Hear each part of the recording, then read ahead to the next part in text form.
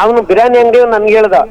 ಹಾ ಹಾ ಹಾ ಮನೆಗೆ ಫೋನ್ ಮಾಡಿ ಬಿರಿಯಾನಿ ತಗೊಂಡೋಗಿ ಕೊಟ್ಟಿದ್ದಾನೆ ಎಂದೇ ಅರ್ಥ ಮಾಡ್ಕೊಳ್ಳಿ. ಗುರು ಗ್ರೀನ್ಸ್ ಇಂದಾನೆ ಮೇಡಮ್, ಅಲ್ಲಿ ಗುರು ಗ್ರೀನ್ಸ್ ಅಂತ ಐತೆ, ಅಲ್ಲಿ ಹೋದ್ರೆ 5,000 ಸಾವಿರ ಬಿಲ್ ಆಗೋದು. ನಾನು ಒನ್ ಟೈಮ್ ಊಟಕ್ಕೆ 5,000 ಸಾವಿರ ಒನ್ ಟೈಮ್ಗೆ ಚೆನ್ನಾಗಿ ಊಟ ಮಾಡ್ತಾ ಇದ್ರಿ ಮೇಡಮ್.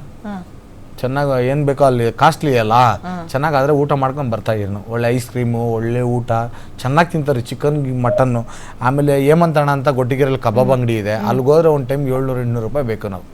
ಆದರೆ ವಾರದಲ್ಲಿ 4 ಸಲ ಹೋಗ್ತಾ ಇರಿ, ವಾರಕ್ಕೆ 4 ಸಲ ಮಟನ್ ಮಾಡಿಸ್ತಾ ಇದ್ದೆ ನನ್ನ ಮನೇಲಿ. ಅವಳಿಗೇನು ಕೊರತೆ ಮಾಡ್ತಾ ಇರಲಿಲ್ಲ ಮೇಡಮ್.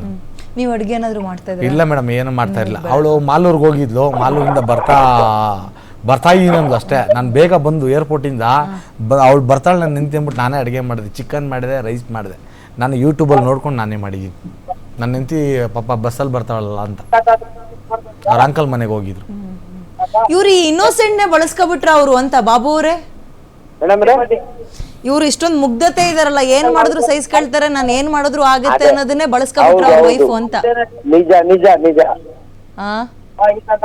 ನಾನೇನ್ ಮಾಡಿದ್ರು ಅವ್ನು ಸಹಿಸ್ಕೊಂತಾನೆ ಅಂದ್ಬಿಟ್ಟು ಇವನ್ ಇದೆಲ್ಲ ಸತ್ರ ನೋಡ್ಕೊಂಡು ಅಮ್ಮ ಎಲ್ಲ ಇದ್ ಮಾಡಿರೋದು. ಬಟ್ ಒಂದ್ಸಲ ಬಂದಾಗ ನೀವೆಲ್ಲ ಹಿರಿಯರು ನಿಧಾನಕ್ಕೆ ಬುದ್ಧಿವಾದ ಹೇಳ್ಬೇಕಾ ಅಂತ ಅವ್ರಿಗೆ. ಹೌದೌದು ಮೇಡಮ್. ಇವತ್ ಸಂಜೆ ಕರ್ಕೊಂಡ್ ಬರ್ತಾರಂತ ಹಾಗಾದ್ರೆ? ಹಾ ಬರ್ತೀನಿ ಅಂತ ಹೇಳಿದಾರೆ. ನಾನು ಇನ್ನೊಂದ್ಸರಿ ಅವ್ರಿಗೆ ಶ್ರೀಕಾಂತ್ ಅವ್ರಿಗೆ ಮಹಿಳಾ ಯೋಗ ಸಂಘದವ್ರಿಗೆ ನಾನು ಅದೇ ಕೇಳ್ತಾ ಇದ್ದೆ, ಹೆಣ್ಮಕ್ಳಿಗೆ ಈ ತರದ್ ಏನಾದ್ರು ಕಣ್ಣೀರ್ ಹಾಕಿದ ತಕ್ಷಣ, ವಿಡಿಯೋ ಹಾಕಿದ ತಕ್ಷಣ ಎಲ್ರು ಅಯ್ಯೋ ಪಾಪ ಅಂತಾರೆ. ಬಟ್ ಗಂಡ್ ಮಕ್ಳು ಆದ ತಕ್ಷಣ ಹೆಂಗಾಗತ್ ಗೊತ್ತಾ, ಅವ್ರು ನೋಡೋ ರೀತಿನೇ ಬದಲಾಗ್ಬಿಡುತ್ತೆ, ಒಂಥರ ಕಾಮಿಡಿ ತರ ತಗೋಬಿಡ್ತಾರೆ. ಬಟ್ ಹಂಗಿರಲ್ಲ. ಬೇರೆ ಯಾರನ್ನ ಆಗಿದ್ರೆ ಕಡ್ದಾಕ್ತೀನಿ ಕೊಂದಾಕ್ತೀನಿ ಅನ್ನೋರು ನೀವೇ ಕೇಳಿ. ಅದನ್ನ ಒಪ್ಪಲ್ಲ ನಾವು, ಬಟ್ ಸಮಾಜ ಇರೋದೇ ಹಂಗೆ, ಸಮಾಜ ಇರೋದೇ ಕಡ್ದಾಕ್ತೀನಿ ಅವಳು ಏನಕ್ಕೆ ಅವಳು ಎತ್ತ ಅನ್ನೋರು ಯಾವ ರೀತಿ ಮಾತಾಡ್ತಾರೆ ನೋಡಿ. ನೀವೇ ಇದ್ರಲ್ಲೇ ಅರ್ಥ ಮಾಡ್ಕೊಳ್ಳಿ, ನೀವೇ ಕರೆಕ್ಟ್ ಇಲ್ವಾ? ನನ್ಗೆ ಇನ್ನೊಂದು ಕೇಳ್ತಾ ಇದ್ದೆ, ಅವ್ರೇನೋ ಇಲ್ಲ ಅಂದ್ರು, ನೀವ್ ಹೇಳಿ ಇವ್ರಿಗೆ ಕುಡಿಯೋದು ಈ ತರದ್ ಏನಾದ್ರು ಅಭ್ಯಾಸಗಳಿದ್ಯಾ ಮಂಜು ಅವ್ರಿಗೆ? ನಮ್ಮದು ಇದೇ ಆಗಾಗಿದೆ ಅನ್ಸುತ್ತೆ ಮೋಸ್ಟ್ಲಿ, ನಾವ್ ಅದೆಲ್ಲ ನೋಡಿಲ್ಲ ಯಾವತ್ತೂ ಮಂಜು ಅವ್ರೆ.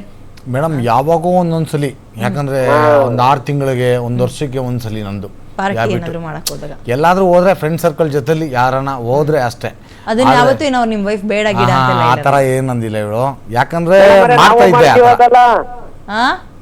ನಾವು ಮಾಡ್ತೀವಿ ಅದೆಲ್ಲ ಮಾಡಿದ್ರೆ ಎಲ್ಲಿ ಮಾಡ್ಬೇಕು, ಹೆಂಗ್ ಮಾಡ್ಬೇಕು, ಯಾವ ರೀತಿ ಇರ್ಬೇಕು, ಹೆಂಡತಿ ಮಕ್ಕಳ ಜೊತೆ ಯಾವ.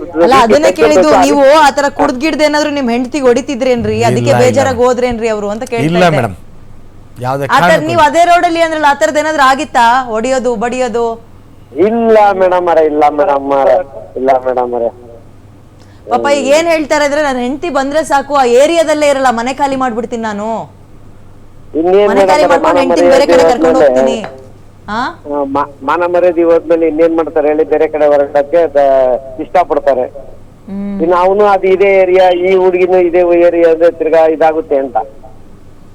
ಇವ್ರ ಮನ್ಸು ಎಷ್ಟು ಚೂರಾಗಿದೆ ಅಂತ ನನ್ಗನ್ಸೋದು. ಅಲ್ಲ, ಒಂದೇ ಏರಿಯಾ, ಅಕ್ಕಪಕ್ಕದ ಮನೆಗೆ ಈ ಹೆಣ್ಮಗಳು ಮಕ್ಳು ಬೇಡ ಅಂತ ಪೊಲೀಸ್ ಸ್ಟೇಷನ್ ಅಲ್ಲಿ ಬರ್ಕೊಟ್ಟು ಬೇರೆ ಕಡೆಗೆ ಹೋಗ್ತಾರೆ ಅಂದ್ರೆ, ಅದೇ ಪಕ್ಕದ ಮನೆಗೆ ಹೋಗ್ತಾರೆ ಅಂದ್ರೆ ಸಾಧ್ಯನಾ ನಮ್ಮೂರಿನಲ್ಲಿ, ನಮ್ ಸಂಪ್ರದಾಯದಲ್ಲಿ ಅಂತ? ಇಲ್ಲ ಮೇಡಮ್ ಅವರೇ, ನಮ್ ಹಿಂದೂ ಸಂಪ್ರದಾಯದಲ್ಲಿ ಯಾರೂನು ಆತರ, ನಾವು ಗೌಡ್ರು ಮೇಡಮ್ ಅವರೇ ಆಲ್ರೆಡಿ.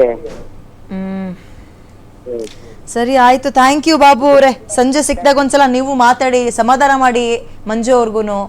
ಧನ್ಯವಾದ ಇಷ್ಟೊತ್ತು ಮಾತಾಡಿದಕ್ಕೆ ಗ್ಯಾರಂಟಿ ನ್ಯೂಸ್ ಜೊತೆಗೆ.